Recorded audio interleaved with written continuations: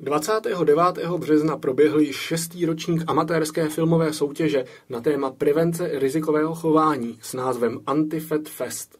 Mezi žáky základních a středních škol a odborných učilišť se zařadili také studenti Filmové akademie se svým projektem Celý život online.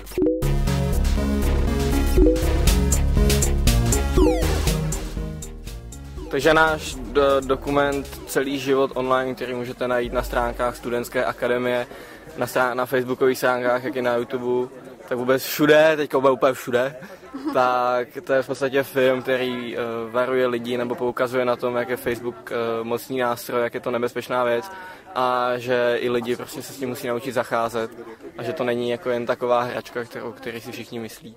Po dlouhém vyhlašování se nakonec porota rozhodla ocenit mladé filmaře ze Studentské akademie prvním místem ve své kategorii. Jaké byly bezprostřední dojmy autorů?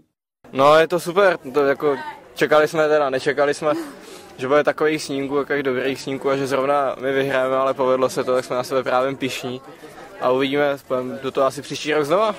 Díky, a Stejsi, co ty? Jsme prostě nejlepší, to jsme docela nečekali, ale... Vyspovídali jsme také Jiřinu Faloutovou, která celý projekt studentských akademií zaštiťuje. Co si myslí o důležitém ocenění, které v rámci aktivit akademie studenti získali? Já myslím, že je to úplně fantastický. Já jsem to samozřejmě čekala, protože já od začátku vím, že naši studenti jsou úplně nejlepší, ale ještě teď jsem jich vyhlásil a trošku jsem si i poplakala, takže skvělý a tak dále. Těším se na příští rok. Pro Studentskou akademii zpracoval Jakub Hajn.